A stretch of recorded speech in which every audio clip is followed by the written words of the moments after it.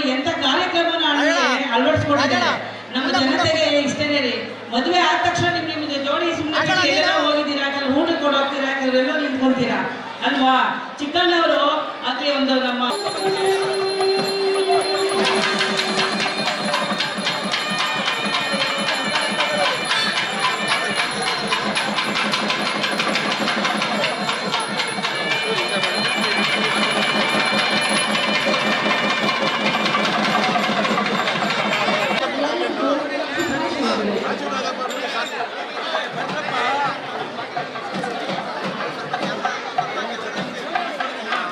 ಯಾದವಣ್ಣ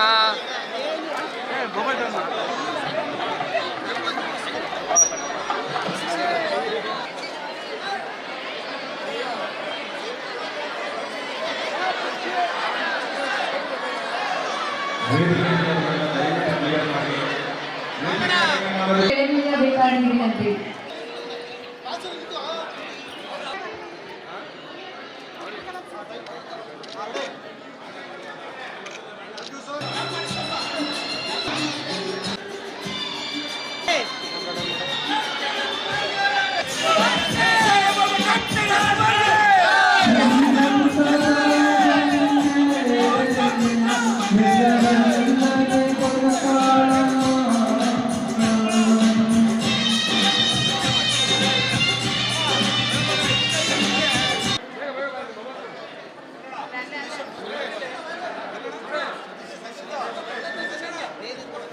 ನಮಸ್ಕಾರ.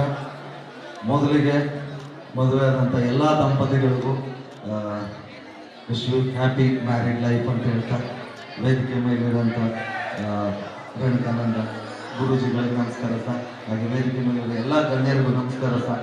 ಮೊದಲಿಗೆ ಇವತ್ತು ಅಪ್ಪು ಸರ್ದು ಹುಟ್ಟುಹಬ್ಬ, ಅವರ ಹುಟ್ಟುಹಬ್ಬದ ಶುಭಾಶಯನ ಕೋರಿ ಅವ್ರನ್ನ ಸ್ಮರಿಸ್ತಾ, ನಿಜವಾಗ್ಲೂ ಒಂದು ಒಳ್ಳೆ ಕೆಲಸನ ಮಾಡ್ತಾ ಇದ್ದಾರೆ ನಮ್ಮ ರಾಜು ಅವರು ಮತ್ತು ಅವರ ಸ್ನೇಹಿತರು.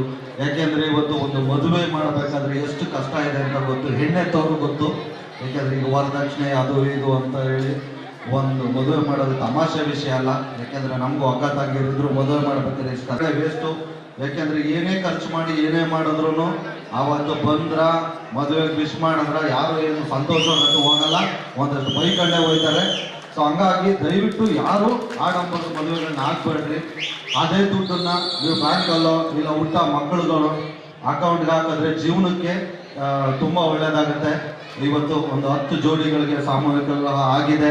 ಮುಂದಿನ ವರ್ಷ ಅಪ್ಪು ಸರ್ ಬರ್ಡೇ ದಿನ ಎಲ್ಲರೂ ನಿಮ್ಮ ಮಕ್ಕಳಿಗೆ ನಾಮಕರಣ ಫಂಕ್ಷನ್ ಇಟ್ಕೊಳ್ರಿ. ಎಲ್ರಿಗೂ ಒಳ್ಳೇದಾಗಲಿ ಅಂತ ಹೇಳ್ತಾ, ಇದೇ ಥರ ಇವತ್ತು ಒಂದು 10 ಜೋಡಿ ಮಾಡಿದರೆ ಮುಂದಿನ ವರ್ಷ 50 ಜೋಡಿಗೆ ಸಾಮೂಹಿಕ ಮಾಡುವಂಥ ಶಕ್ತಿನ ತಾಯಿ ಚಾಮುಂಡೇಶ್ವರಿ ಕೊಡಲಿ. ದಯಮಾಡಿ ಇನ್ನು ಯಾರ್ಯಾರು ಇಲ್ಲಿ ಅಣ್ಣ ತಮ್ಮದಿರು ಮದುವೆ ಆಗಿಲ್ಲ, ಎಲ್ಲರೂ ಸರಳ ವಿವಾಹನೇ ಆಗ್ರಿ. ನಿಜವಾಗ್ಲೂ ವೇಸ್ಟ್ ಅದು, ದುಂದು ವೆಚ್ಚ ಮಾಡಿಬಿಡ್ರಿ. ಒಳ್ಳೇದಾಗ್ಲಿ. ಅಪ್ಪು ಸರ್ದ ಆಡ್ಬಿಡ್ತೀನಿ. ಬೊಂಬೆ ಹೇಳುತ್ತೈತೆ ಮತ್ತೆ ಹೇಳುತ್ತೈತೆ